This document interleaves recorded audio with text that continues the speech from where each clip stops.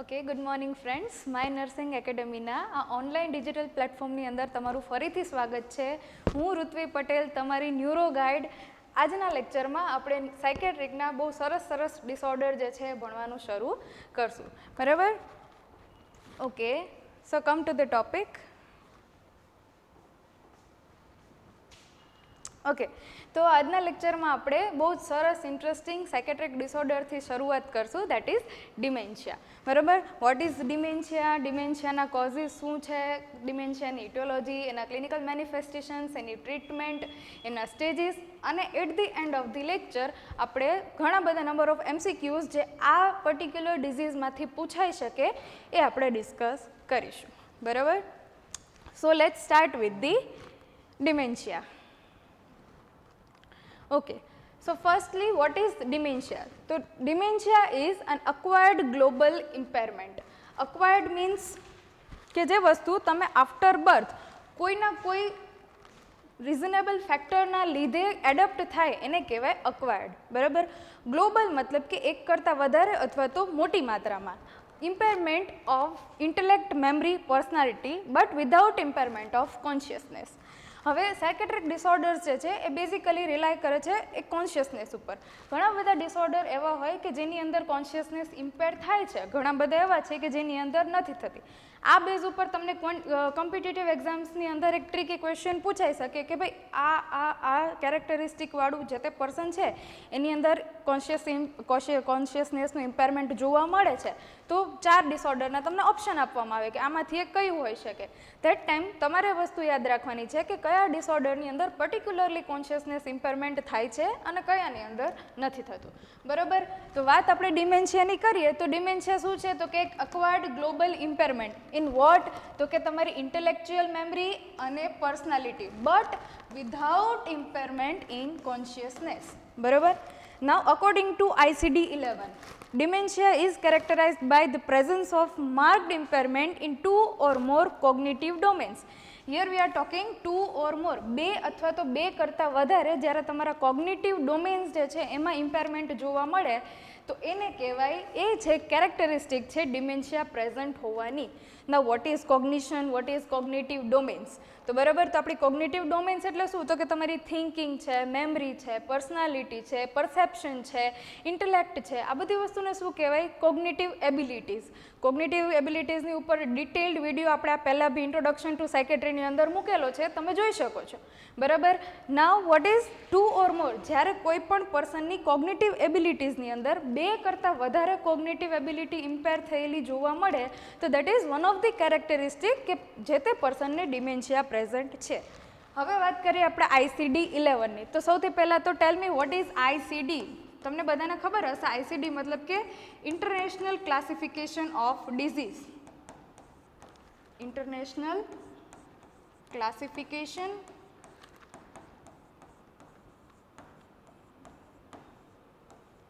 Of disease.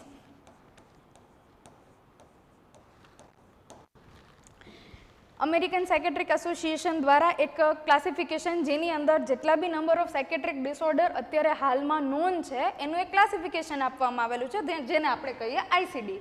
નાવ અત્યાર સુધી આપણે ICD-10 ફોલો કરતા હતા, નવા ક્રાઇટેરિયા, નવા અપડેટના અકોર્ડિંગ. ICD-11 આપણે ક્યારથી ફોલો કરીએ છીએ? ઘણી વખત આ ક્વેશ્ચન બી તમને પૂછાઈ શકે આઉટ ઓફ નોવેર, જેનો તમને મે બી આઈડિયા બી ના હોય. તો આપણે બેઝિકલી 31 ડિસેમ્બર 2021 સુધી ICD-10 જે છે એ ફોલો કરતા હતા. From 1st January 2022 from 1st January 2022 આપણે ICD-11નો જે ક્રાઇટેરિયા છે એ આપણે ફોલો કરીએ છીએ, બરાબર? આપણી બુક્સની અંદર નવા અપડેટના અકોર્ડિંગ ICD-11 જે છે આપણે ફોલો કરીએ છીએ. તો અહીંયા આ પર્ટિક્યુલર વસ્તુની અંદર આપણે યાદ રાખવાની વસ્તુ શું હતી? તો કે બે ડિમેન્શિયા છે જેની અંદર કોન્શિયસનેસનું ઇમ્પેરમેન્ટ જોવા મળે છે, અને બીજી વસ્તુ ICD-10 અને 11. ICD-10 આપણે ક્યાં સુધી ફોલો કરતા હતા? તો કે 31st of December 2021. 22 યરથી આપણે ICD-11નો જે ક્રાઇટેરિયા છે એ મેઇનલી આપણે ફોલો કરીએ છીએ, બરાબર? Now next, what is the definition of dementia? So basically dementia can be defined as a clinical syndrome. What is syndrome? Syndrome is a group of conditions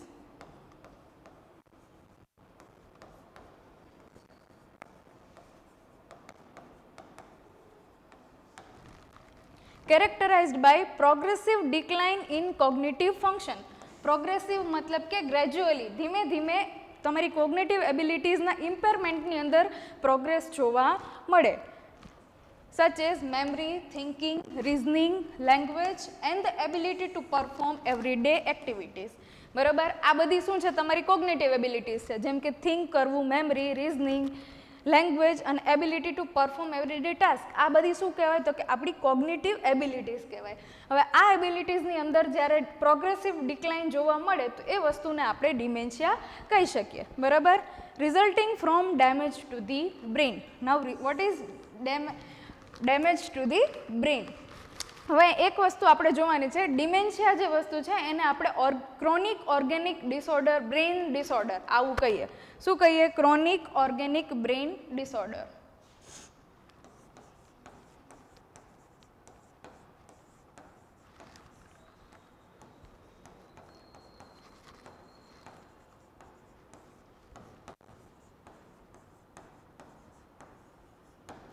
તો અહીંયા ક્રોનિકનો મતલબ તમને ખબર છે, ક્રોનિક મતલબ કે જે વસ્તુ લોંગ ટાઈમ માટે જોવા મળે, ગ્રેજ્યુઅલી ઇન્ક્રીઝ થાય, મોસ્ટલી ઇરિવર્સિબલ હોય, એને આપણે કહીએ ક્રોનિક. બરાબર. નાઉ what is organic brain disorder? બરાબર, ઓર્ગેનિક બ્રેઇન ડિસઓર્ડર શું છે તો કે કોઈ બી એવો સાયકેટ્રિક ડિસઓર્ડર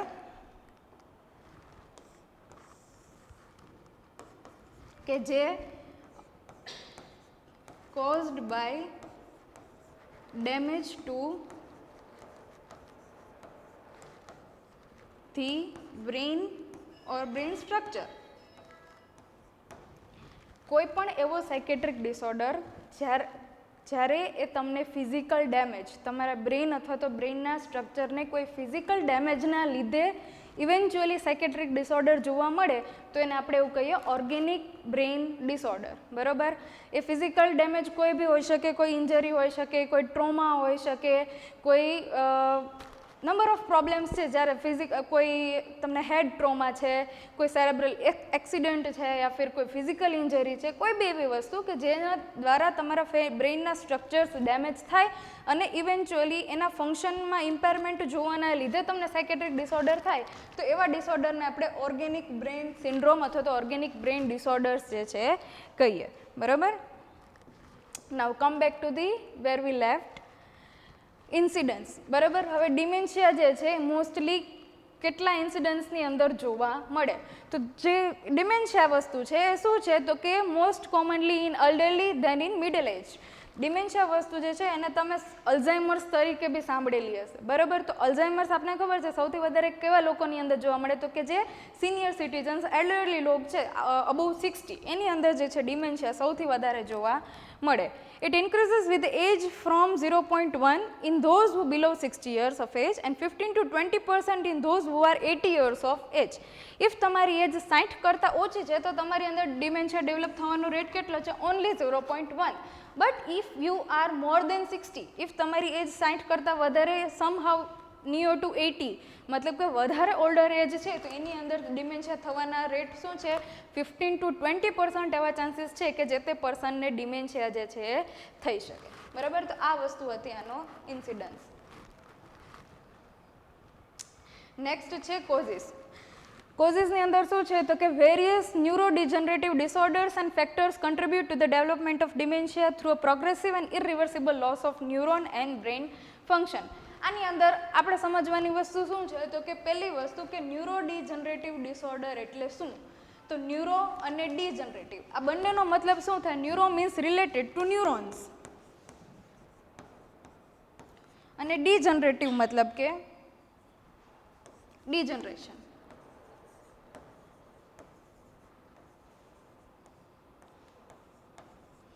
તો તો કોઈ બી એવી કન્ડિશન્સ કે જે ન્યુરોનના ડીજનરેટ થવાના લીધે ડેવલપ થાય છે એવી બધી જ કન્ડિશન્સને કહેવાય ન્યુરો ડીજનરેટિવ ડિસઓર્ડર્સ, બરાબર.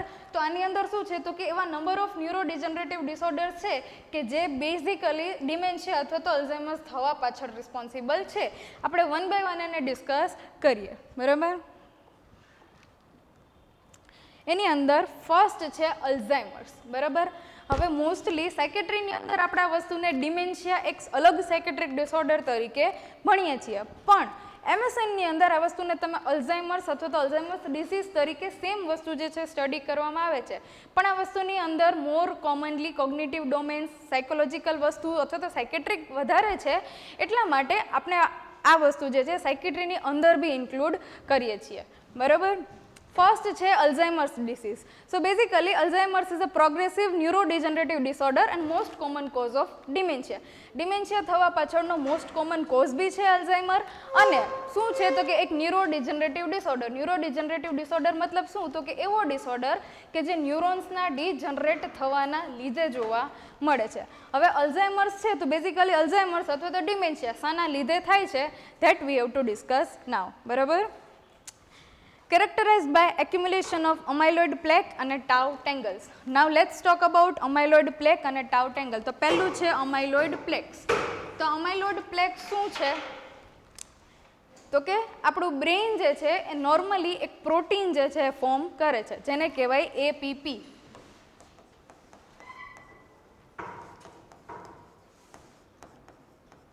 amyloid precursor protein. હવે આપણા બ્રેઇનની અંદર આ અમાયલોઇડ પ્રિકર્સર પ્રોટીન અથવા તો APP એ નોર્મલ ફોર્મની અંદર જોવા મળે છે. હવે આ APP જ્યારે એન્ઝાઇમ્સ દ્વારા ફ્રેગમેન્ટમાં ડિવાઈડ થાય, બરાબર, એનું ડિજનરેશન થાય અથવા તો એને ફ્રેગમેન્ટ્સની અંદર એ કટ થઈ જાય એબનોર્મલી, ત્યારે શું થશે તો કે એ ફ્રેગમેન્ટ થયેલા જે પાર્ટ્સ હશે એકબીજા જોડે શું થઈ જશે સ્ટિક થઈ જશે અને એનું એક પ્લેક ફોર્મ થઈ જશે. એ જે પ્લેક છે એ એક સેલ અને બીજા સેલની વચ્ચે શું થઈ જશે, એ પ્લેક જે છે એ એક સેલ અને બીજા સેલની વચ્ચે જમા થઈ જાય જેને કહેવાય અમાયલોઇડ પ્લેક્સ. હવે જ્યારે એક ન્યુરોન અને બીજા ન્યુરોન વચ્ચે જે સોર્સ ઓફ કમ્યુનિકેશન છે એની વચ્ચે જો આવું ડિપોઝિશન જોવા મળે અથવા તો આવા પ્લેક્સ જે છે ફોર્મ થઈ જાય તો from one neuron to another neuron જે બી કમ્યુનિકેશનની પ્રોસેસ થાય છે એ શું થશે નહીં થાય, બરાબર. એની અંદર શું આવશે પ્રોબ્લેમ આવશે અને ઇવેન્ચ્યુઅલી તમારી કોગ્નિટિવ એબિલિટીઝની અંદર પ્રોબ્લેમ આવશે કારણ કે કમ્યુનિકેશનના થ્રુ તમારું આખું જે બી રિસ્પોન્સ જે છે એક જે છે હેન્ડલ થાય, બરાબર. નેક્સ્ટ છે ટાઉ ટેંગલ્સ, બરાબર.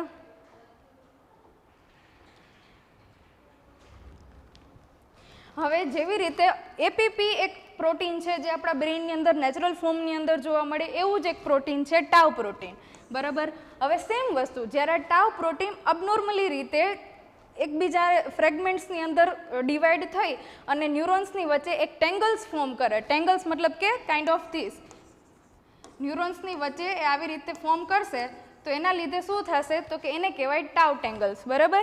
એના લીધે સેરેબ્રલ કોર્ટેક્સ જે ફ્રન્ટલ પાર્ટ હશે એ અને હિપોકેમ્પલ એરિયાની અંદર શ્રિંકેજ જોવા મળશે અને સેમ વસ્તુ રિપીટ થશે કે એક ન્યુરોનથી બીજા ન્યુરોન વચ્ચેનું જે કમ્યુનિકેશન છે એ સ્ટોપ થઈ જશે અથવા તો ઓછું થઈ જશે અને એના લીધે જે તે પર્સનના કોગ્નિટિવ એબિલિટીઝની અંદર જે છે એ પ્રોબ્લેમ આવશે, બરાબર. નેક્સ્ટ છે Lewy body dementia, બરાબર. સો in Lewy body dementia the alpha synuclein protein, બરાબર. આ પિક્ચરની અંદર તમે જોઈ શકો છો એક પ્રોટીન જે છે એ બી નેચરલ ફોર્મની અંદર જ આપણા બોડીની અંદર જોવા બ્રેઇનની અંદર જોવા મળે છે જે છે આલ્ફા સાયન્યુક્લિન. હવે આ આલ્ફા સાયન્યુક્લિન જે પ્રોટીન છે એના ક્લમ્સ અથવા તો એના પ્લેક્સ જ્યારે અબનોર્મલી ન્યુરોન્સની વચ્ચે જોવા મળે તો એ શું કરશે તો કે ન્યુરોનનું જે કમ્યુનિકેશન હશે એને ડિસ્ટર્બ કરશે, એને ડેમેજ કરશે સેલને, જેના લીધે કમ્યુનિકેશન પ્રોપર નહીં થાય તો પર્સનનું જે બી પરસેપ્શન, મેમરી, ઇન્ટેલિજન્સ યા ફિર એનો રિસ્પોન્સ બધી જ વસ્તુને કમ્યુનિકેશન જે છે અફેક્ટ કરશે અને ઇવેન્ચ્યુઅલી જે તે પર્સનને ડિમેન્શિયા અથવા તો મેમરી લોસ થવાના ગ્રેજ્યુઅલી એ વસ્તુ જે છે ડેવલપ થાય, બરાબર.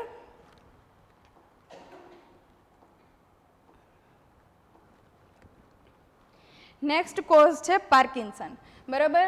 તો individual with advance Parkinson in disease may develop dementia. Now how Parkinson will lead to dementia, એની અંદર આપણે શું જોવું પડે તો કે પહેલાં તો પાર્કિન્સન શું છે તો તમને બેઝિક આઈડિયા હોવો જોઈએ, તો તમને ખબર પડે કે એ અલ્ઝાઇમર સુધી કઈ રીતે લઈ જાય છે, બરાબર. તો બેઝિકલી આપણા બ્રેઇનના સ્ટ્રક્ચરની અંદર એક સબસ્ટન્શિયા નાઇગ્રા કરીને એક સ્પેસિફિક પાર્ટ હોય જેને બ્લેક સબસ્ટન્સ એવું બી કહેવાય.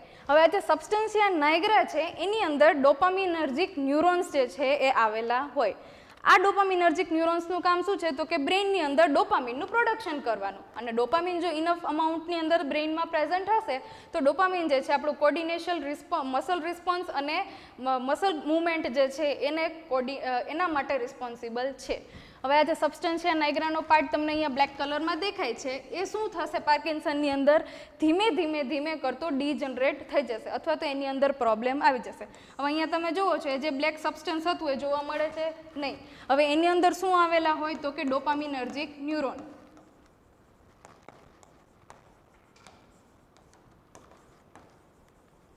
ડોપામિનર્જિક ન્યુરોન શું થશે તો કે સબસ્ટન્શિયા નાઇગ્રા નહીં હોય તો એની અંદરના જે સેલ્સ છે એમાં ડિજનરેશન જોવા મળશે. એમાં ડિજનરેશન જોવા મળશે તો એ શું પ્રોડ્યુસ કરે છે ડોપામિન. ડોપામિન જે છે એનું લેવલ કેવું થઈ જશે બ્રેઇનની અંદર ઓછું, અને ડોપામિનનું લેવલ બ્રેઇનની અંદર ઓછું થઈ જશે તો ઇવેન્ચ્યુઅલી એ તમારા મસલ કોર્ડિનેશન બેલેન્સ રિસ્પોન્સ ઉપર જે છે અફેક્ટ કરશે, અને જોડે જોડે એ ન્યુરોનલ કમ્યુનિકેશનની અંદર બી પ્રોબ્લેમ ક્રિએટ કરશે, અને ઇવેન્ચ્યુઅલી જે તે પર્સનને છે અલ્ઝાઇમર્સ અથવા તો ડિમેન્શિયા જેવા problem after a time develop થઈ શકે, બરાબર. હવે નેક્સ્ટ જુઓ પિક્સ ડિસીઝ.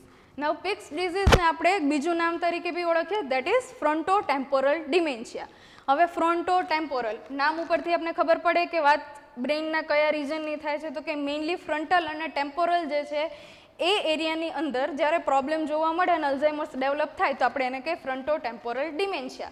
હવે એનું અનધર નેમ છે પિક્સ ડિસીઝ. આની અંદર શું થશે તો કે જે તે પર્સનના ફ્રન્ટલ અને ટેમ્પોરલ લોબ્સ છે એની અંદર કોઈ બી ડેમેજ જોવા મળશે either by injury or by any medium.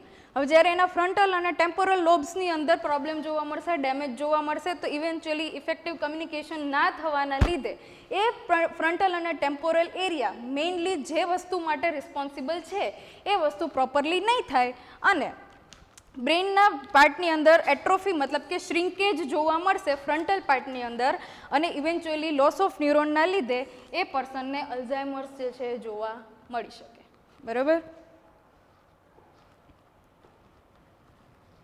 Next છે વાસ્ક્યુલર અને multi infarct dementia. A form of dementia caused by condition that damage blood vessels. હવે જ્યાં આપણે વાસ્ક્યુલર શબ્દ સાંભળીએ it means it is related to blood vessels, બરાબર. તો vascular dementia એવી વસ્તુ છે કે જ્યારે બ્રેઇનની અંદર કોઈ બી પ્રોબ્લેમના લીધે ચાહે ઇન્ફ્રેક્શન હોય, ચાહે એ સેરેબ્રોવાસ્ક્યુલર એન્યુરિઝમ હોય યા ફિર કોઈ બી એવી વસ્તુ જેના લીધે બ્લડ ફ્લો જે છે એ ડિસ્ટર્બ થાય, કટ ડાઉન થાય, તો એના લીધે શું થશે તો કે બ્લડ ફ્લો પ્રોપરલી બ્રેઇન સુધી ના પહોંચવાના લીધે બ્રેઇનના ઓક્સિજન પ્રોપરલી મળી શકશે નહીં. ઓક્સિજન હરેક સેલ સુધી ના પહોંચવાના લીધે એ સેલની શું થઈ જશે ડેથ થઈ જશે. સેલની ડેથ થઈ જશે મતલબ કે ન્યુરોન્સની ડેથ થઈ જશે, અને જો ન્યુરોન્સની ગ્રેજ્યુઅલી ડેથ થતી રહેશે તો જે બી કમ્યુનિકેશન પ્રોસેસ છે એ આખી કમ્પ્લીટલી સ્ટોપ થઈ જશે. પેશન્ટ સ્ટ્રોકમાં જતું રહેશે યા ફિર પેશન્ટને બહુ બધી કોગ્નિટિવ ઇમ્પેરમેન્ટ જે છે એ એકસાથે જોવા મળશે. સો દેટ ઇઝ ધ રીઝન કે વાસ્ક્યુલર અથવા તો મલ્ટી ઇન્ફ્રેક્શનવાળું ડિમેન્શિયા જે છે કોને કહેવાય તો કે એની હાવ બ્રેઇનની અંદર જ્યારે બ્લડ વેસલ્સ નું રપ્ચર થાય, જેમ કે સ્ટ્રોકની અંદર છે, બ્રેઇન ઇન્જરીની અંદર છે, અને એ જ્યારે બ્લડ ફ્લો ઇન્ટરપ્ટ કરે જેના લીધે ઓક્સિજન નથી મળતું અને બ્રેઇન સેલ્સ જે છે એનું ડેથ થાય તો એને કહેવાય વાસ્ક્યુલર અને મલ્ટી ઇન્ફ્રેક્ટ ડિમેન્શિયા, જેના લીધે ડિમેન્શિયા જોવા મળે છે. નેક્સ્ટ અને લાસ્ટ છે એન્વાયરમેન્ટલ ફેક્ટર્સ.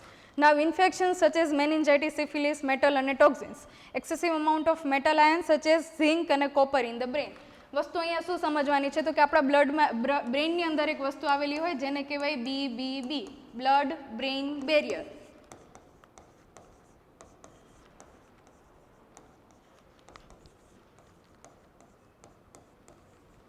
હવે આ મેટલ્સ છે, ટોક્ઝિન્સ છે, આ કોઈ બી વસ્તુ જ્યારે આ બ્લડ બ્રેઇન બેરિયરને ક્રોસ કરી અને બ્રેઇનની અંદર પહોંચે છે તો એ શું કરશે તો કે બ્રેઇનની અંદર એ વસ્તુ ડેમેજ કરશે, એના સ્ટ્રક્ચર્સને ડિસ્ટ્રોય કરશે, સેલ્સને ડિસ્ટ્રોય કરશે. એની જે બી ઇફેક્ટ છે એ એના ઉપર જે છે એ બહુ વર્સ્ટ એનો ચેન્જ આવશે અને જે બી બ્રેઇન સેલ્સ છે, બ્રેઇન્સના પાર્ટ છે એની અંદર ડેમેજ જોવા મળશે, લોસ ઓફ ન્યુરોન્સ જોવા મળશે અને ઇવેન્ચ્યુઅલી એ વસ્તુ જે બી પાર્ટ જે તે વસ્તુ માટે રિસ્પોન્સિબલ હશે ત્યાં પ્રોબ્લેમ આવવાના લીધે જે તે પર્સનને છે ડિમેન્શિયા જોવા મળી શકે.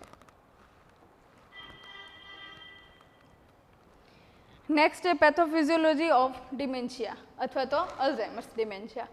સો due to the etiological factors degeneration of neuron in cortex. જેટલા બી કોઝિસ આપણે અત્યાર સુધી અહીંયા જોયા એ બધાનું જે એન્ડ ફોર્મ શું છે તો કે ન્યુરોન્સનું ડિજનરેશન થાય છે, કમ્યુનિકેશન ઇફેક્ટિવ થતું નથી અને ઇવેન્ચ્યુઅલી મેમરી લોસ જેવા પ્રોબ્લેમ છે અથવા તો ડિમેન્શિયા જે છે એ જે તે પેશન્ટને જોવા મળે. હવે ઇટિયોલોજિકલ ફેક્ટર્સની અંદર અત્યાર સુધીમાં આપણે જેટલા બી જોયા, અલ્ઝાઇમર્સ જોયું, લુઈ બોડી ડિમેન્શિયા જોયું, ફ્રન્ટોટેમ્પોરલ ડિમેન્શિયા, કોઈ બી રીઝનના થ્રુ જ્યારે ન્યુરોન્સ જે છે એનું ડિજનરેશન જોવા મળે ધેટ ડિસ્ટ્રક્શન પ્રોડ્યુસીસ અમાઇલોઇડ બીટા પેપ્ટાઇડ્સ. અહીંયા પર્ટિક્યુલરલી આપણે એક વસ્તુની વાત કરેલી છે જે એપીપી પ્રોટીનની આપણે વાત કરેલી હતી તો એ શું છે તો કે બીટા પેપ્ટાઇડ્સ અથવા તો અમાઇલોઇડ્સના જે છે એ ફોર્મ કરશે. એ સ્ટીકી પેચીસ જે હશે અને ટેંગલ્સ એ બ્રેઇન સેલ્સના અરાઉન્ડ શું થઈ જશે, સ્ટીક થઈ જશે. That destroy more and more connection between brain cell. Brain સેલ્સની વચ્ચે એ પ્રોટીન્સ, એ પેચીસ અને ટેંગલ્સ ફોર્મ થઈ જવાના લીધે એ કનેક્શન બિટવીન ન્યુરોન્સ જે છે એ શું થઈ જશે, ધીમે ધીમે ડિસ્ટ્રોય થતું જશે. જેના લીધે જે તે પર્સનની અંદર cognitive decline, cognitive deficit such as inability to reason, remember, imagine અને લર્ન, મતલબ કે જે તે પર્સનની કોગ્નિટિવ એબિલિટીઝ જે છે એ ઇમ્પેરમેન્ટ જોવા મળશે. અને ડિમેન્શિયાની ડેફિનેશનમાં આપણે શું કીધું હતું તો કે જ્યારે કોઈ બી એવા રીઝનના લીધે પર્સનની 2 કરતાં વધારે કોગ્નિટિવ એબિલિટીઝની અંદર ઇમ્પેરમેન્ટ જોવા મળતું હોય તો એને આપણે શું કહીએ, ડિમેન્શિયા. તો આખી પ્રોસેસના એન્ડમાં અહીંયા શું શેની અંદર પ્રોબ્લેમ આવે છે તો કે જે તે પર્સનની કોગ્નિટિવ એબિલિટીઝની અંદર, જેમ કે રિઝનિંગ છે, રિમેમ્બરિંગ છે, ઇમેજિનેશન છે અને લર્નિંગ છે, તો એને આપણે કહીએ ડિમેન્શિયા. નેક્સ્ટ જુઓ stages of dementia. So there are 4 stages of dementia જેની અંદર dementia starting to worst condition સુધી જે છે એ ડેવલપ થાય. એની અંદર ફર્સ્ટ છે ચેન્જીસ ઇન બ્રેઇન. કોઈ બી ઇટિયોલોજિકલ ફેક્ટર્સના લીધે સૌથી પહેલું શું થશે તો કે બ્રેઇનની અંદર કોઈક ચેન્જ આવશે. The second one is decline in cognitive function. હવે બ્રેઇનની અંદર ચેન્જ આવશે એ અફેક્ટ કરશે અને ઇવેન્ચ્યુઅલી તમારી કોગ્નિટિવ એબિલિટીઝની અંદર જે છે ચેન્જ આવશે અથવા તો એની અંદર જે છે ડિક્લાઇન જોવા મળશે. The third one is progressive memory loss. Cognitive એબિલિટીઝની અંદર પ્રોબ્લેમ આવવાના લીધે, કન્ફ્યુઝન ક્રિએટ થવાના લીધે પેશન્ટને સૌથી વધારે પ્રોબ્લેમ આવશે મેમરીની અંદર. અને થર્ડ સ્ટેજની અંદર સૌથી વધારે પ્રોગ્રેસિવ મેમરી લોસ જે છે જોવા મળશે. અને લાસ્ટ અને fourth stage enable two perform self care activities. જ્યારે આ સ્ટેજ ઉપર પેશન્ટ હશે, જ્યારે એની વધારે પડતી કોગ્નિટિવ એબિલિટીઝ જે છે એમાં ડિક્લાઇન જોવા મળેલું હશે અને મેમરી લોસ હશે, ત્યારે પર્સન જે છે ઇવેન્ચ્યુઅલી બીજા ઉપર રિલાય કરવા માંડે, ડિપેન્ડ કરવા માંડે અને ઇવેન્ચ્યુઅલી 4th સ્ટેજ ઓફ ડિમેન્શિયાની અંદર પર્સન જે છે પોતાની કોઈ બી ડેઇલી લિવિંગ એક્ટિવિટી પોતાની જાતે કરી શકશે નહીં. બરાબર, એને એના માટે બીજા વ્યક્તિ ઉપર જે છે એ ડિપેન્ડ રહેવું પડે.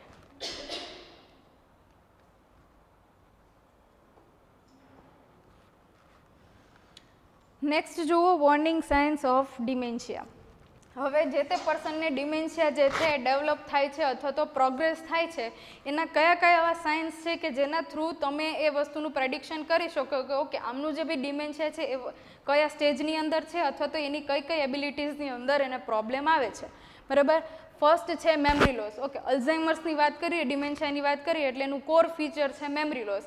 પહેલું સાઇન જે છે જ્યારે પર્સનને મેમરી લોસ જોવા મળે તો એનો મતલબ કે એને ડિમેન્શિયા અથવા તો અલ્ઝાઇમર્સ જે છે એ ડેવલપ થાય છે. The second thing is difficult to performing familiar task. જે વસ્તુ આપણે રોજ કરીએ છીએ, આપણી ડેઇલી લિવિંગ એક્ટિવિટી છે એની અંદર જ્યારે તમને કરવામાં અંદર પ્રોબ્લેમ આવવા માંડે, so that is also a sign કે પેશન્ટને જે છે ડિમેન્શિયા ડેવલપ થાય છે. Third one is problem with language. Cognitive એબિલિટીઝની અંદર જેટલી બી વસ્તુ આવે છે, ચાહે ઇમેજિનેશન છે, ચાહે writing, reading, learning, imagination, language, એની અંદર જ્યારે પ્રોબ્લેમ જોવા મળે તો એને આપણે એક એઝ અ સાઇન જે છે ઇન્ક્લુડ કરી શકીએ. The next thing is disorientation to the time અને પ્લેસ. આ પર્સન છે એને મેમરી લોસ અને કોગ્નિટિવ ડિક્લાઇનના લીધે એને શું પ્રોબ્લેમ, ડિસઓરિયન્ટેશનનો પ્રોબ્લેમ જે છે એ જોવા મળશે. એને ટાઈમ, પ્લેસ, પર્સન જે બી કોઈ વસ્તુ છે એનું કોઈ બી ઓરિયન્ટેશન રહી શકશે નહીં. નેક્સ્ટ છે પુઅર ઓર ડિક્રીઝડ જજમેન્ટ. બરાબર, હવે વધારે પડતું કન્ફ્યુઝનની અંદર જ્યારે માણસ રહેતું હોય તો એને કયા ટાઈમે શું ડિસિઝન લેવું, જજમેન્ટ લેવું એની આઈડિયા રહી શકે નહીં, જેના લીધે એ પર્સનની અંદર જજમેન્ટ જે છે એ કેવું જોવા મળે, ડિક્રીઝ જોવા મળે અથવા તો પુઅર જોવા મળે. Next is problems keeping track of things. તમે સવારથી સાંજ સુધી જે કાંઈ કામ કરો છો એનું તમારી પાસે એક ટ્રેક છે કે ઓકે હવે મારે કોલેજ જવાનું છે, હવે મારે વાંચવાનું છે, રીડિંગ કરવાનું છે, જમવાનું છે, સૂઈ જવાનું છે, આટલી વસ્તુ મારે આખા દિવસની અંદર કરવાની છે. હવે આ જેટલી બી વસ્તુનો છે તમારી પાસે એક ટ્રેક છે કે ઓકે મારે આ ટાઈમે આ વસ્તુ કરવાની છે, પણ એ પર્સનને ટાઈમ, પ્લેસ, પર્સનનું ઓરિયન્ટેશન છે જ નહીં, તો એ શેની અંદર ઇવેન્ચ્યુઅલી પ્રોબ્લેમ આવશે એ વસ્તુનો, તો કે કોઈ બી વસ્તુનું કોઈ બી વસ્તુનો ટ્રેક રાખવાની અંદર એને પ્રોબ્લેમ જોવા મળશે. મિસપ્લેસિંગ થિંગ્સ. મેમરી લોસ છે, એને એક વખત કોઈ વસ્તુ કંઈ મૂકેલી છે યાદ જ નથી રહેતું, તો મિસપ્લેસિંગ થિંગ્સ, વસ્તુને ગમે ત્યાં મૂકી દેવાનો, ભૂલી જવાનો પ્રોબ્લેમ જે છે એની અંદર જોવામાં આવશે. Next is change in mood અને બિહેવિયર. માણસની સાયકોલોજીકલ કન્ડિશન જ્યારે અફેક્ટ થાય તો એનું રિપ્રેઝન્ટેશન શેના થ્રુ થાય, મૂડ અને બિહેવિયરથી. તમે કોઈ વસ્તુને લઈને સફર કરો છો ઇન્ટરનલી તો એ વસ્તુ તમે એક્સપ્રેસ શાના થ્રુ કરશો, તમારા મૂડના થ્રુ અને તમારા બિહેવિયરના થ્રુ. તમારો બિહેવિયર કેવો હશે કે તમે ઇઝીલી વસ્તુ ભૂલી જતા હશો, તમને કંઈ યાદ નહીં રહેતું હોય, તમે બહુ કન્ફ્યુઝનની અંદર રહેતા હશો. અને મૂડ કેવો હશે તો કે તમારી હારે આટલી બધી વસ્તુ થાય છે તો એનો ઇફેક્ટ તમારા મૂડ ઉપર એવી રીતે રહેશે કે કાં તો તમે ઇરિટેબલ મૂડની હશો, અંદર કન્ટિન્યુ કરશો, યા ફિર તમારું મૂડ સેડ હશે, ડિપ્રેસ્ડ હશે, યા ફિર તમને વારંવાર કોઈ વસ્તુની એન્ઝાયટી જે છે આવતી હશે. તો એવા ચેન્જીસ મૂડ અને બિહેવિયરની અંદર ડિમેન્શિયાવાળા પેશન્ટમાં જોવા મળે. The next thing is challenging understanding visual અને સ્પાશિયલ ઇન્ફોર્મેશન. તમારું મેમરી અને લર્નિંગનું જે બેઝ છે, જે ડોમેઇન છે એ ઇમ્પેર થાય તો એના લીધે તમારી જે અન્ડરસ્ટેન્ડિંગ એબિલિટીઝ છે, તમારું જે પરસેપ્શન જે છે એ ઇમ્પેર થાય તો તમે કોઈ બી વિઝ્યુઅલ અથવા તો કોઈ બી ઇન્ફોર્મેશન છે એને પ્રોપરલી પરસીવ ના કરી શકો, એને રિસ્ટોર ના કરી શકો અને એને અન્ડરસ્ટેન્ડ બી ના કરી શકો અને એનો રિસ્પોન્સ બી ના કરી શકો. લાસ્ટ છે withdrawal from work or social activities. હવે પેશન્ટ જ્યારે ઇવેન્ચ્યુઅલી આટલા બધા પ્રોબ્લેમ્સથી સફર કરતું હશે તો એ પોતાની જાતને સોશિયલી વિડ્રો કરી લેશે. એ વધારે પડતું ક્યાંય જવાનું નહીં, ટ્રાય નહીં કરે, વધારે પડતું સોશિયલાઇઝ થવાની ટ્રાય નહીં કરે, બિકોઝ કે એની જે overall learning, overall daily living activity છે એની અંદર જ એટલો બધો પ્રોબ્લેમ છે કે એ સોશિયલી એક્ઝિસ્ટ નોર્મલી કરી જ નહીં શકે. બરાબર, તો આ બધા જે સાઇન્સ છે એ છે ડિમેન્શિયા હોવાના. બરાબર. નેક્સ્ટ છે ક્લિનિકલ મેનિફેસ્ટેશન્સ. બરાબર, હવે આપણે અહીંયા ઓલરેડી એ વસ્તુ ડિસ્કસ કરેલી છે કે જે તે પેશન્ટ છે એના મેમરીની અંદર પ્રોબ્લેમ આવશે, એના થોટ્સની અંદર આવશે, એની કોગ્નિટિવની અંદર પ્રોબ્લેમ આવશે, એના ન્યુરોલોજીકલ ઇમ્પેરમેન્ટ જોવા મળશે, એની અંદર પર્સનાલિટીના ચેન્જ જોવા મળશે, એના પરસેપ્શનની અંદર ચેન્જ જોવા મળશે, એના બિહેવિયરની અંદર ચેન્જ જોવા મળશે અને એના અફેક્શનની અંદર ચેન્જ જોવા મળશે. બે વસ્તુ અહીંયા આપણા માટે અત્યાર સુધીમાંની નવી છે. પહેલું છે કન્ફેબ્યુલેશન અને બીજું છે સનડાઉન સિન્ડ્રોમ. હવે કન્ફેબ્યુલેશન શું છે તો કે જ્યારે પર્સનને મેમરી લોસ હોય તો એ જે ગેપ ઓફ મેમરી છે કે જે વસ્તુ એને અત્યારે આઈડિયા નથી કે એ શું હતું તે પોતાની રીતે કોઈ બી બનાવીને એ જગ્યાએ વસ્તુ મૂકી દેશે. એને પર્ટિક્યુલરલી યાદ નથી કે આ ઇવેન્ટની અંદર આ જગ્યાએ શું બનેલું હતું, એનો ગેપ ઓફ મેમરી જે છે અત્યારે ખાલી છે, એની અંદર એને કશું યાદ નથી. તો એને જે મનમાં આવશે, એને જે યાદ આવશે એ વસ્તુ એ જગ્યાએ ફિટ કરી દેશે. મતલબ કે એને આપણે એવું કહીએ filling of gaps of memory, filling of memory with untrue मतलब के false और fanciful thoughts. આ વસ્તુ જે છે એ મેમરી લોસ હોવાના લીધે ડિમેન્શિયાના પેશન્ટની અંદર હાઈલી જોવા મળી શકે. બીજું છે sundown syndrome. Now what is sundown syndrome? તો કે સનડાઉન એનો મતલબ શું થાય તો કે જેવી રીતે ઇવનિંગનો ટાઈમ આવશે, સન જે છે એ મતલબ સૂરજ જે છે ઢળવાના ટાઈમ ઉપર આવશે, એવી રીતે ડિમેન્શિયાના પેશન્ટના જે બી સાઇન એન્ડ સિમ્ટમ્સ છે, ક્લિનિકલ મેનિફેસ્ટેશન્સ જે છે એ વર્સ્ટ કન્ડિશનની અંદર અપિયર થતા જોવા મળશે. મતલબ કે ફોર એન એક્ઝામ્પલ જે તે પર્સન જે છે એને ડિમેન્શિયા છે, સવારથી સાંજ સુધી એનો બિહેવિયર નોર્મલ હશે, સમહાઉ ફ્લક્ચ્યુએટિંગ હશે, બટ જેવી ઇવનિંગ ટાઈમ આવશે, જ્યારે સનડાઉન થવાનો ટાઈમ આવશે, ત્યારે એના જેટલા બી સિમ્ટમ્સ છે એ વર્સ્ટ કન્ડિશનની અંદર અપિયર થતા જોવા મળે. એને કહેવાય સનડાઉન સિન્ડ્રોમ, જે મેઇનલી ડિમેન્શિયા ડેલિરિયમના પેશન્ટની અંદર જે છે જોવા મળી શકે. કોમ્પિટિટિવ એક્ઝામ બેઝ ઉપર તમને આ ક્વેશ્ચન સૌથી વધારે વખત પૂછાઈ શકે એવો છે કે સનડાઉન સિન્ડ્રોમ કઈ સાયકોલોજીકલ સાયકેટ્રિક કન્ડિશનની અંદર જોવા મળે, અથવા તો નાઇટ ટાઈમ ઇવનિંગ ટાઈમ ઉપર વર્સ્ટ થતા સિમ્ટમ્સને તમે કયા સિન્ડ્રોમ તરીકે ઓળખી શકો, બરાબર, અને કયા પેશન્ટની અંદર જે છે જોવા મળે.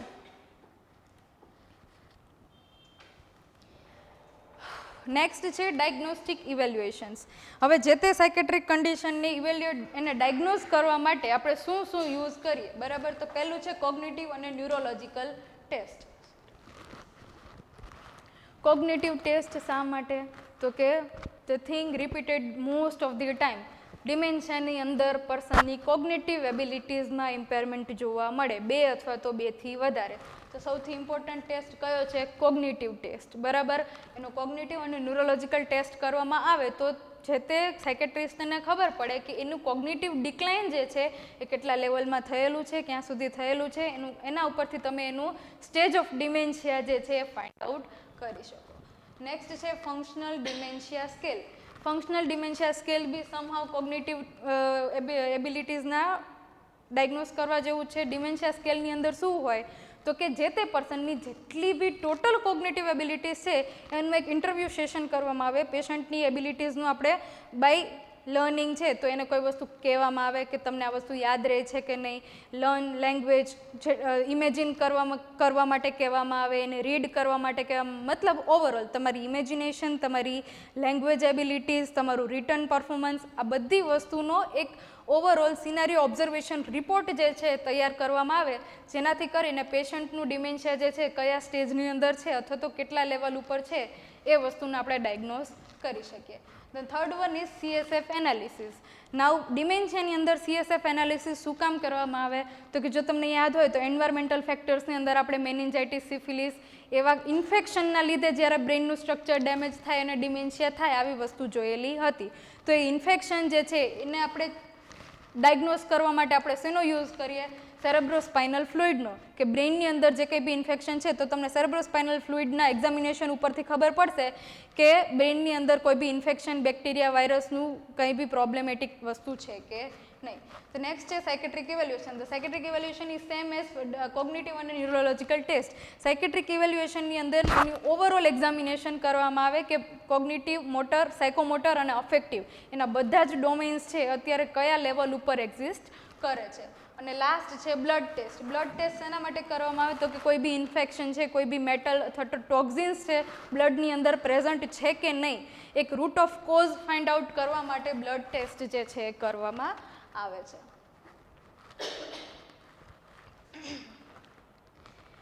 નેક્સ્ટ છે ટ્રીટમેન્ટ મોડાલિટીઝ. ટ્રીટમેન્ટ મોડાલિટીઝની અંદર શું છે તો કે ડિમેન્શિયા અથવા તો અલ્ઝાઇમર્સના સિમ્ટમને ઓછા કરવા માટે તમે કઈ કઈ મેડિકેશન્સનો યુઝ કરી શકો, that we have to discuss in this section. First છે કોલિનેસ્ટરેઝ ઇનિબિટર્સ, બરાબર. તો નાઉ વોટ ઇઝ કોલિનેસ્ટરેઝ ઇનિબિટર્સ?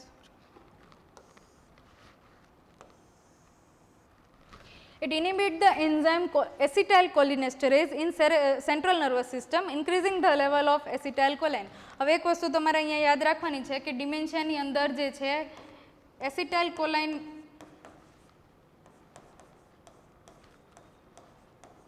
નું લેવલ કેવું થઈ જશે તો કે ઓછું થઈ જશે, બરાબર. તો આપણે કોલિનેસ્ટરેઝ ઇનિબિટર શું કામ આપવાની છે તો કે કોલિનેસ્ટરેઝ ઇનિબિટર્સ મતલબ કે જે ઇનિબિટ કરતું હોય શાને તો કે એસિટાઇલ કોલિનેસ્ટરેઝ નામના એન્ઝાઇમને. હવે જો આ એન્ઝાઇમ છે એ શું કરશે? એસિટાઇલકોલાઇનને બ્રેકડાઉન કરશે અને રીએબ્ઝોર્બ થઈ જશે. જો આ એન્ઝાઇમને જ ઇનિબિટ કરી દેવામાં આવે તો બ્રેઇનની અંદર એસિટાઇલકોલાઇનનું જે લેવલ છે મેન્ટેન થશે અથવા તો સમહાઉ થોડું વધશે, જેના લીધે ટેમ્પરરીલી જે તે પેશન્ટના જે કોગ્નિટિવ ફંક્શન્સ હશે એની અંદર એનું જે વર્સનિંગ છે, એનું જે પ્રોગ્રેસ છે એ થોડા સમય માટે ઓછો થઈ શકે અને પેશન્ટના જે બી સિમ્ટમ્સ છે એ થોડા સમય માટે ઇમ્પ્રૂવ થતા જોવા મળે. એટલા માટે આપણે કોલિનેસ્ટરેઝ ઇનિબિટર્સ જે છે એ પેશન્ટને આપી શકીએ, જેનો એક્ઝામ્પલ છે ડોનેપેઝિન અને ગેલેન્ટામાઇન, બરાબર. શું છે કોલિનેસ્ટરેઝ ઇનિબિટર્સ? તો કે એક એવી મેડિકેશન છે જે એસિટાઇલ કોલિનેસ્ટરેઝને ઇનિબિટ કરશે. હવે એસિટાઇલ કોલિનેસ્ટરેઝ શું છે? તો કે એક એવું એન્ઝાઇમ છે જે એસિટાઇલ કોલાઇનને બ્રેઇનની અંદર બ્રેકડાઉન કરે છે. એસિટાઇલ કોલાઇન શું છે? તો કે એક એવું ન્યુરોટ્રાન્સમીટર છે જે તમારી કોગ્નિટિવ એબિલિટીઝના એક્ઝિસ્ટન્સ માટે રિસ્પોન્સિબલ છે.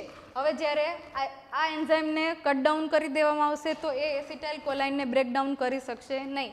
એસિટાઇલ કોલાઇનનું લેવલ બ્રેઇનની અંદર મેન્ટેન થશે, બ્રેઇનની અંદર વધશે, તો એ તમારા જે બી ડિમેન્શિયાના સાઇન એન્ડ સિમ્ટમ્સ છે એને ઇમ્પ્રૂવ કરશે, એની સિવિયરિટીની અંદર થોડું ઓછું થશે અને ટેમ્પરરીલી પેશન્ટના જે બી છે ડેઇલી લિવિંગ એક્ટિવિટીઝની અંદર ઇમ્પ્રુવમેન્ટ જોવા મળશે. બે એક્ઝામ્પલ જે છે કોલિનેસ્ટરેઝ ઇમિટર્સના આપણે અહીંયા જોયેલા છે.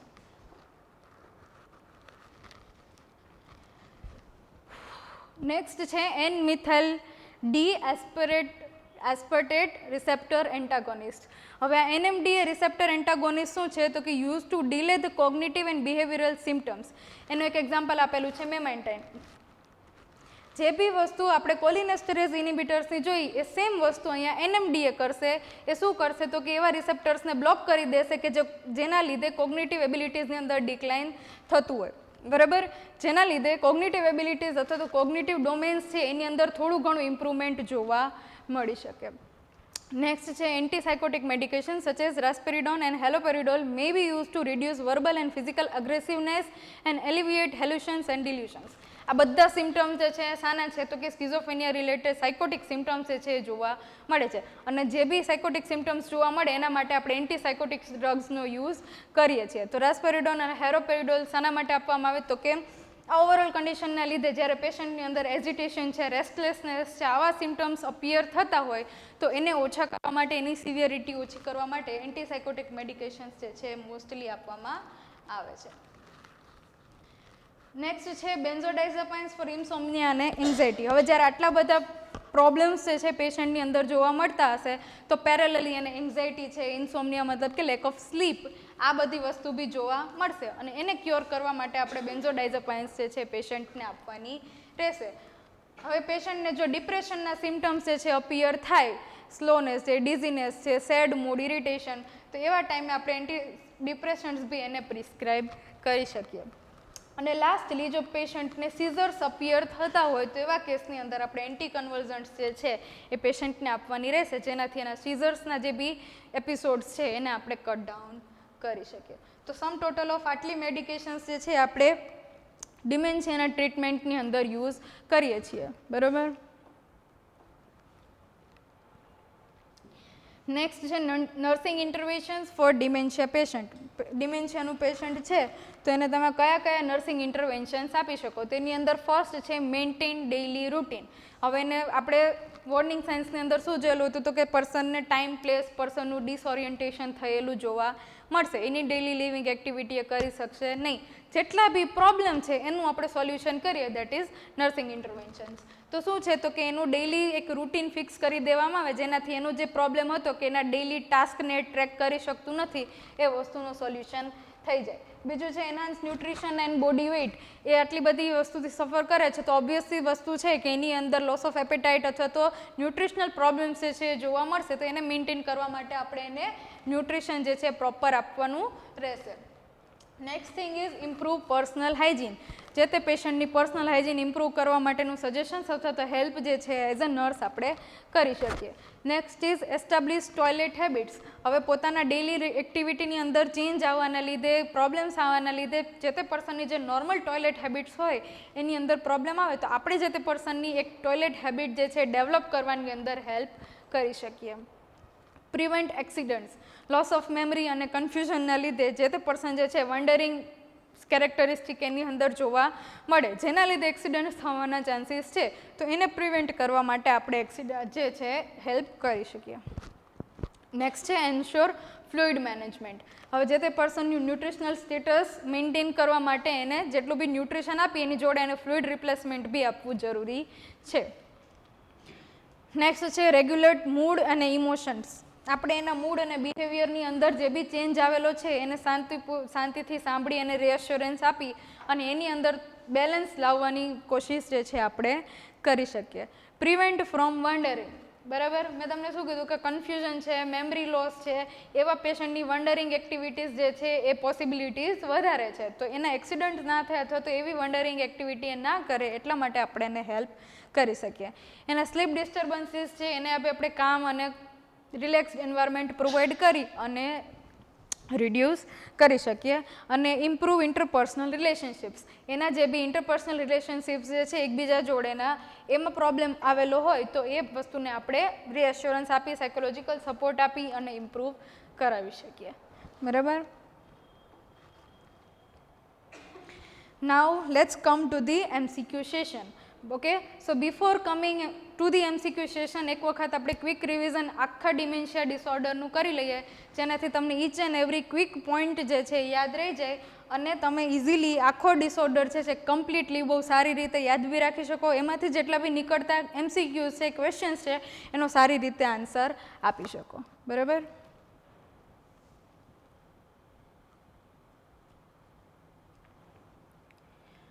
ઓકે, તો એક વખત ક્વિકલી આપણે જોઈ લઈએ શું છે ડિમેન્શિયા. તો કે ડિમેન્શિયા એક એવો ક્લિનિકલ સિન્ડ્રોમ છે જેની અંદર પર્સનના કોગ્નિટિવ ડોમેન્સની અંદર એક પ્રોગ્રેસિવ ડિક્લાઇન જોવા મળે છે, જેમ કે એની મેમરી, થિંકિંગ, રિઝનિંગ, લેંગ્વેજ અને ability to perform every day task. જે ડેફિનેશન છે એ જ આખો ડિસઓર્ડર આપણે એના જ બેઝિસ ઉપર કન્ટિન્યુ કરીએ છીએ. નેક્સ્ટ થિંગ, એનો ઇન્સિડન્સ શું છે તો કે જો ભાઈ 60 વર્ષથી ઓછી ઉંમરના હોય તો એને અંદર ઓનલી 0.1% ચાન્સીસ છે કે એને ડિમેન્શિયા ડેવલપ થાય. But if you are more than 80 years, so the chances will be 15 to 20% કે પર્સનને ડિમેન્શિયા જે છે ડેવલપ થાય. થર્ડ વન, એના કોઝિસ, તો કે જેટલા બી ન્યુરોડિજનરેટિવ ડિસઓર્ડર છે એ ડિમેન્શિયા થવા પાછળ રિસ્પોન્સિબલ છે. ન્યુરોડિજનરેટિવ મતલબ કે જેની અંદર ન્યુરોન્સનું ડિજનરેશન જોવા મળતું હોય. જેમ કે ફર્સ્ટ છે અલ્ઝાઇમર્સ. અલ્ઝાઇમર્સની અંદર બે વસ્તુ આપણે જોયેલી હતી. પહેલું, એક્યુમ્યુલેશન ઓફ અમાઇલોઇડ પ્લેક અને ટાઉ ટેંગલ્સ. આ વસ્તુ આની અંદર અલ્ઝાઇમર્સની અંદર જ્યારે જોવા મળે તો પેશન્ટને મેમરી લોસ અથવા તો ડિમેન્શિયા જે છે ડેવલપ થઈ શકે. બીજું છે સેરેબ્રલ કોર્ટેક્સ અથવા તો હિપોકેમ્પલ એરિયા. બ્રેઇનના આ સ્ટ્રક્ચરની અંદર જ્યારે ડેમેજ જોવા મળે તો એ મેમરી માટે વાઇટલ સ્પેસીસ છે. તો આ સ્ટ્રક્ચરની અંદર પ્રોબ્લેમ આવશે તો પેશન્ટની મેમરીની અંદર પ્રોબ્લેમ આવશે અને ઇવેન્ચ્યુઅલી એને ડિમેન્શિયા જે છે જોવા મળશે.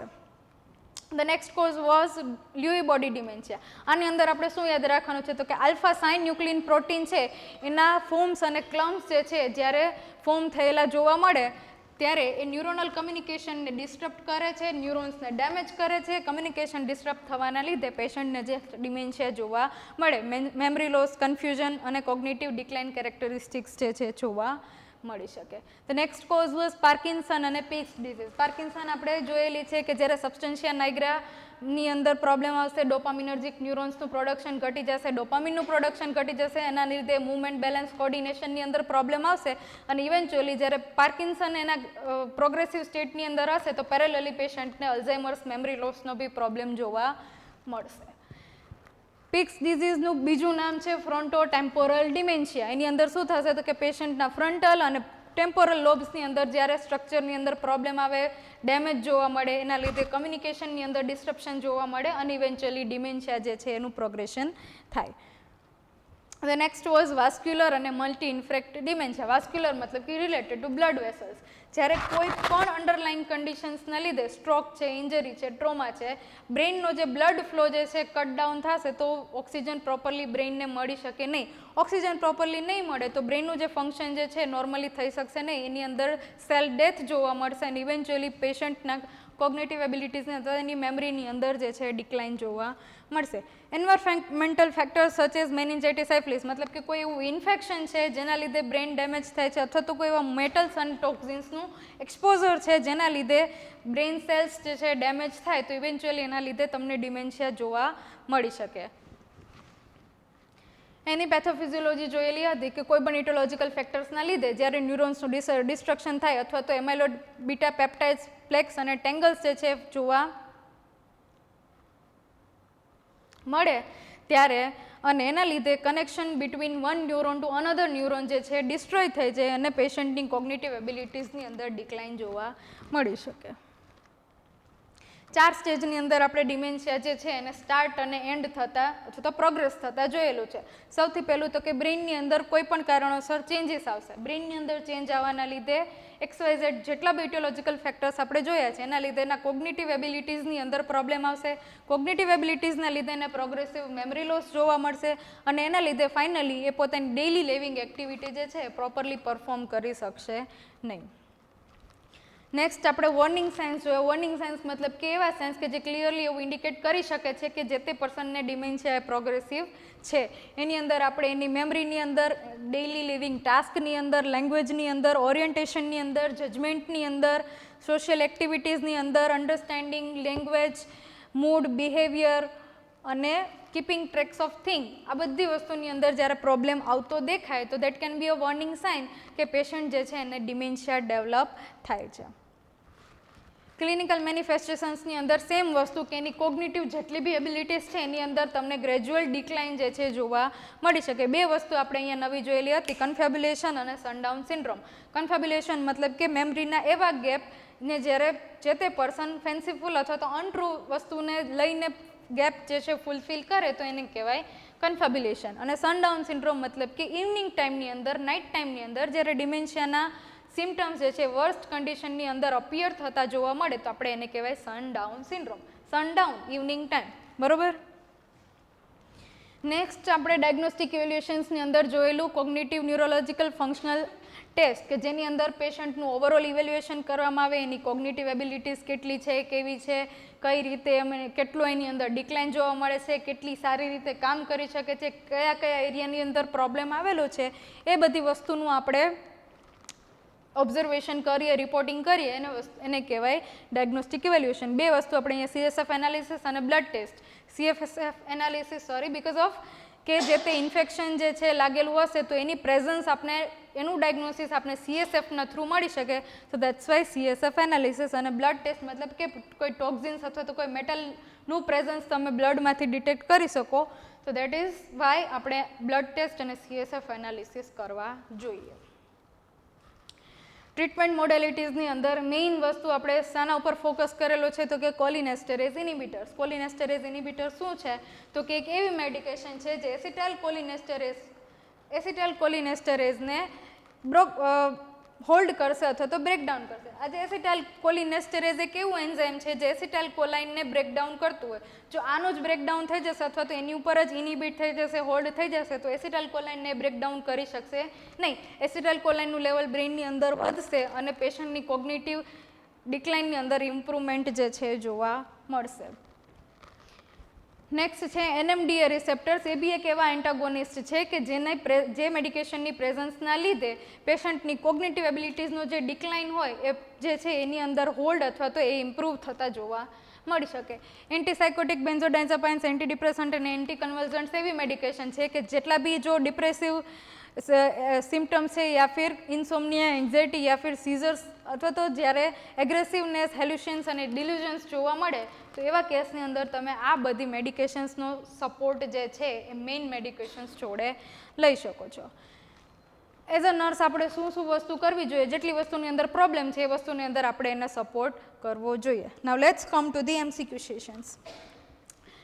So the first one is, which of the following characteristic is most early symptom of Alzheimer's type of dementia? Now Alzheimer's means memory loss. જ્યારે બી તમને અલ્ઝાઇમર્સ વર્ડ સાંભળવા મળે તો ઇટ મીન્સ કે મેમરી લોસ. આની અંદર મેમરી ઇમ્પેરમેન્ટ જે હોય એને આંખો બંધ કરીને ટીક કરી દેવાનું, બરોબર. Next question is, a 78-year-old man shows fluctuating attention, vivid hallucinations and Parkinsonian features. Which diagnosis is most probable? હવે આની અંદર તમને ચાર કોઝ આપી દીધા છે કે ડિમેન્શિયાના જે ચારેય કોઝ છે એને તમે હવે કન્ફ્યુઝન તમારું ક્રિએટ થશે અહીંયા કે શું છે તો કે પેશન્ટને એનું અટેન્શન ફ્લક્ચ્યુએટિંગ જોવા મળે છે, એને હેલ્યુસિનેશન્સ જોવા મળે છે અને એને પાર્કિન્સોનિયન ફીચર્સ બી જોવા મળે છે. તો એવા કેસમાં કયું ઓપ્શન જે છે એ રિઝનેબલ છે? તો જ્યારે તમને એવું કહેવામાં આવે કે પાર્કિન્સોનિયન ફીચર્સ ત્યારે લ્યુઈ બોડી ડિમેન્શિયા જે છે that is the cause, that is the responsible factor, એ વસ્તુ તમારે ટીક કરવાની રહેશે, બરાબર. નેક્સ્ટ છે which non pharmacological nursing intervention is most appropriate for managing a patient with moderate dementia showing agitation અને કન્ફ્યુઝન. જે પેશન્ટ એજિટેશન અને કન્ફ્યુઝન શો કરે છે તો એઝ અ નર્સ કયું ફાર્મેકોલોજીકલ ઇન્ટરવેન્શન તમારા માટે મોસ્ટ ઇમ્પોર્ટન્ટ છે. આની અંદર 4 સાચા જ આપેલા હશે, 4 સરખા જ આપેલા હશે. તમારે પ્રાયોરિટી વાઇઝ એ વસ્તુ સિલેક્ટ કરવાની છે કે કયું સૌથી પહેલું હોઈ શકે. Use of physical restraints, no, પેશન્ટને ક્યારેય રિસ્ટ્રેન કરવાનું નથી. Increasing environmental stimuli for engagement, ના, એન્વાયરમેન્ટલ સ્ટિમ્યુલાઈને ઇન્ક્રીઝ કરશો તો એ વધારે કન્ફ્યુઝન અને વધારે એગ્રેસિવનેસની અંદર શો અપ કરશે. અલોઈંગ કમ્પ્લીટ આઇસોલેશન, એનું કમ્પ્લીટ આઇસોલેશન આપણે કરી શકીએ નહીં. એવું કરવાથી એના બિહેવિયરની અંદર વર્સનિંગ જોવા મળશે, ઇમ્પ્રુવમેન્ટ જોવા નહીં મળે. ફ્રિકવન્ટ રીઓરિએન્ટેશન યુઝિંગ ક્લોક્સ, કેલેન્ડર્સ અને ફોટોઝ, બરાબર. ડિમેન્શિયાની અંદર પર્સનને ડિસઓરિએન્ટેશન જોવા મળે છે તો બીજી કોઈ વસ્તુને આપણે ફોકસ કરવાની છે જ નહીં.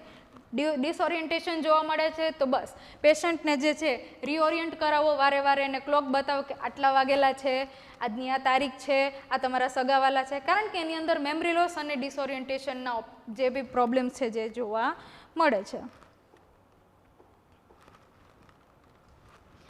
The most common cause of dementia in elderly પીપલની અંદર most common cause of dementia શું છે તો કે વાસ્ક્યુલર, અલ્ઝાઇમર્સ, લ્યુઈ બોડી કે આલ્કોહોલિક, બરાબર. હવે જેમ એજ વધશે એમ મેમરી લોસ જે ગ્રેજ્યુઅલી તમારી અંદર ડેવલપ થશે. તો જ્યારે આપણે વધારે એલ્ડર એજની વાત કરવામાં આવેલી હોય અને 4 ઓપ્શન સેમ આપેલા હોય ત્યારે આપણે ટીક કરવાનું રહેશે અલ્ઝાઇમર્સ, બરાબર.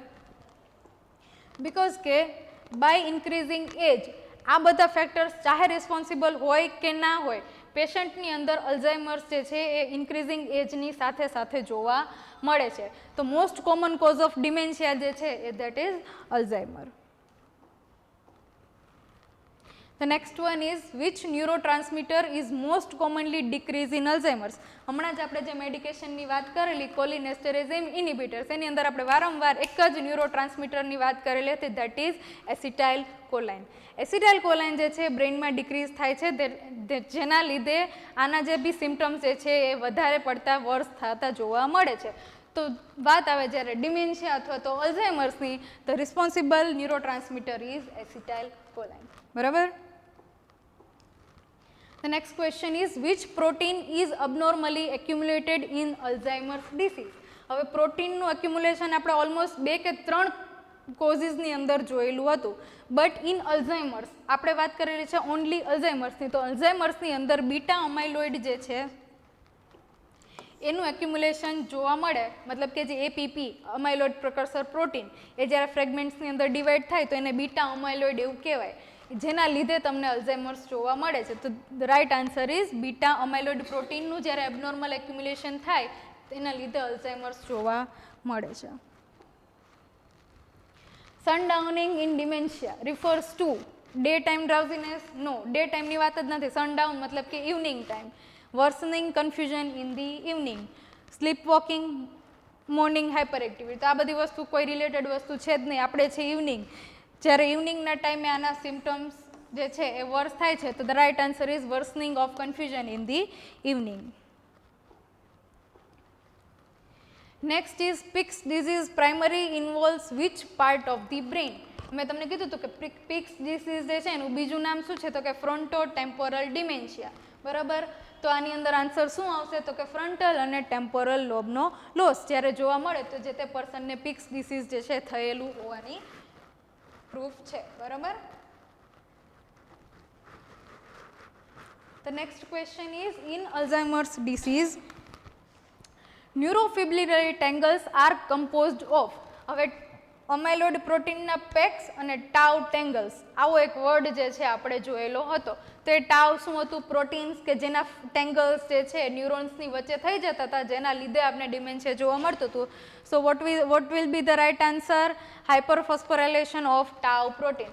આ બધી વસ્તુ ચાહે તમને કન્ફ્યુઝ કરવા માટે લખેલી હોય, ના લખેલી હોય, જ્યાં ટાઉ પ્રોટીન આવે તો દેટ મીન્સ ન્યુરોફિબ્રિલરી ટેંગલ્સ, બરાબર. Which one of the following best describes agnosia? Now, first of all, you must know what is agnosia. So, agnosia inability of a person to recognise objects, place, persons, બરાબર. તો આની અંદર એવું કઈ વસ્તુ indicate કરે છે? Inability to perform learn movements, no. Inability to express speech, no. Inability to walk, no. Inability to recognise objects means agnosia. ડિમેન્શિયાના પેશન્ટની અંદર મેમરી લોસ જોવા મળે, એના લીધે એને એગ્નોશિયા જે છે એ પેરેલલી જોવા મળે છે. તો right answer is inability to recognise objects. A 72-year-old woman present with progressive memory loss, preserved consciousness and personality changes. MRI shows cortical atrophy. The most probable diagnosis is. હવે આની અંદર જેટલા બી આપણે કોઝિસ હતા એને આપણે ફટાફટથી રિવાઇન્ડ કરવા માંડવાના. Present with progressive memory loss મતલબ કે ડિમેન્શિયા, અલ્ઝાઇમર્સ. પ્રિઝર્વડ કોન્શિયસનેસ, ડિમેન્શિયાની અંદર અલ્ઝાઇમર કોન્શિયસનેસ છે એની અંદર કોઈ અલ્ટરેશન આવતું નથી. પર્સનાલિટી ચેન્જીસ મતલબ કે કોગ્નિટિવ ચેન્જીસના પેરેલલી તમને પર્સનાલિટી ચેન્જીસ જોવા મળે. And MRI shows cortical atrophy. ના વન ઓફ ધી કોઝ આપણે જોયેલું હતું દેટ ઇઝ હિપોકેમ્પસ અને સેરેબ્રલ કોર્ટેક્સની અંદર એટ્રોફી અથવા તો ફ્રોન્ટોટેમ્પોરલ ડિમેન્શિયાની અંદર પિક્સ ડિસીઝની અંદર બી આપણે સેમ વસ્તુ જોઈ હતી કે પેશન્ટની કોર્ટિકલ એટ્રોફી જોવા મળે, એના લીધે પેશન્ટને જે છે ડિમેન્શિયા જોવા મળે છે, બરાબર. તો આની અંદર શું આન્સર આવશે? તો કે અલ્ઝાઇમર્સ ડિમેન્શિયા, બરાબર. ડેલિરિયમ કન્ડિશન જ આખી અલગ છે, સ્કિઝોફ્રેનિયા કન્ડિશન જ આખી અલગ છે. વર્નિક્સ એન્સેફેલોપેથી એ તમને શું કરશે કન્ફ્યુઝ કરવા માટે? કોર્ટિકલ એટ્રોફી, MRI જેવા શબ્દો MSNનામાં ઘુસાડી અને એન્સેફેલોપેથી પૂછી નાખશે, એક ઓપ્શન આપી દેશે. But none of the above, એની અંદર અલ્ઝાઇમર્સ ડિમેન્શિયા આપણે જે છે ટીક કરવાનું રહેશે, બરાબર. A 60-year-old hypertensive man presents with stepwise cognitive decline and focal neurological signs. Likely diagnosis: Alzheimer's disease, vascular dementia, Lewy body dementia કે Korsakoff psychosis. શું લાગે તમને આની અંદર શું આન્સર હશે? Vascular dementia. શું કીધું છે? વિથ હાઇપરટેન્સિવ. હાઇપરટેન્શન એક બ્લડ વેસલ્સ અથવા તો એક વાસ્ક્યુલર ડિસઓર્ડર છે. આપણો ક્વેશ્ચનનો આન્સર અહીંયા જ પૂરો થઈ જાય. બાકી બધી વસ્તુ તો ડિમેન્શિયાની આપેલી જ છે. સિલેક્ટ આપણે શેમાંથી કરવાનું છે? તો કે આ ઓપ્શન બી 4 ડિમેન્શિયાના જ કોઝ આપેલા છે. તમે કન્ફ્યુઝ ક્યાં થશો? તો કે આપણે જ્યારે હાઇપરટેન્શન શું છે? એક વાસ્ક્યુલર ડિસઓર્ડર છે. વાસ્ક્યુલર ડિસઓર્ડર આપણે શું જોયું હતું કે જ્યારે ઇનફ બ્લડ સપ્લાય ના થાય, ઓક્સિજન ના મળે અને બ્રેન સેલ્સની ડેથ થાય. તો આન્સર ઇઝ વાસ્ક્યુલર ડિમેન્શિયા, બરાબર.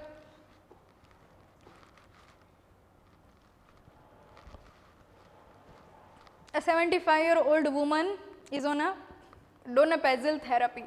Which side effect should the nurse monitor closely?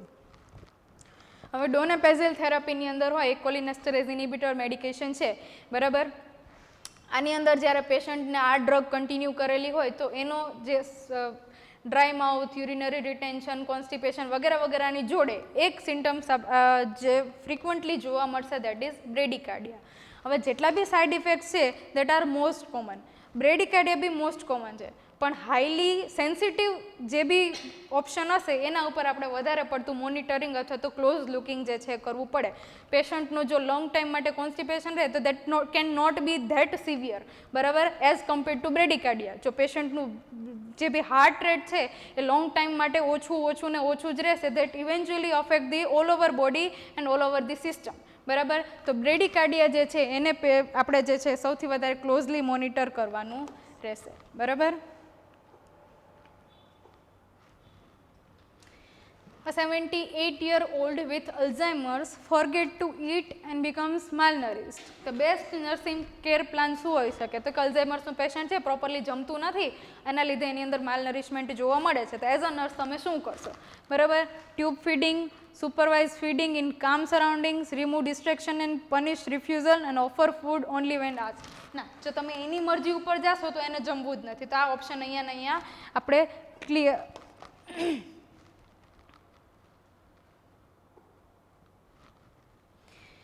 Tube feeding તો કે ના, પેશન્ટ અનકોન્શિયસ નથી કે તમારે એને ટ્યુબ ફીડિંગ કરવું પડે. પેશન્ટ જે છે એના કમ્પ્લીટ કોન્શિયસનેસની અંદર છે.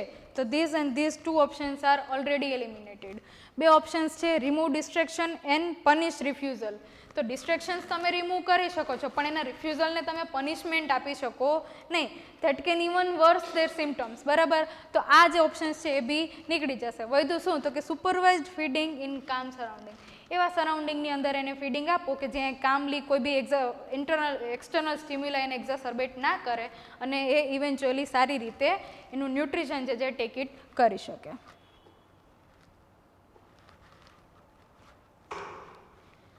Which nursing goal is most realistic for a person with progressive dementia? હવે ડિમેન્શિયાવાળું પેશન્ટ છે તો એઝ અ નર્સ તમે કઈ વસ્તુને છે એની ઉપર એક રિયલિસ્ટિક ગોલ તરીકે ફોકસ કરી શકો, તો કે regaining full memory. That can not be a answer, કારણ કે ડિમેન્શિયા જે છે એ ઇરિવર્સિબલ છે. તમે પેશન્ટની મેમરી લોસ છે એને ફૂલી રિગેઇન કરી શકો નહીં, બરાબર. Maintain optimal functioning and safety, return to a independent living.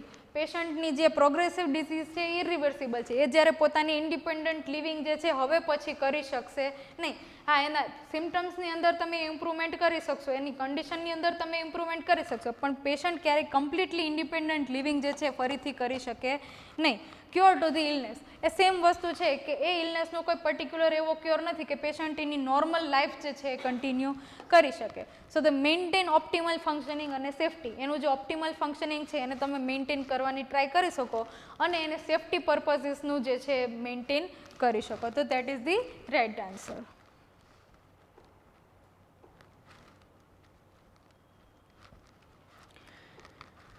During health education, the nurse emphasized the most important preventive strategy against vascular dementia.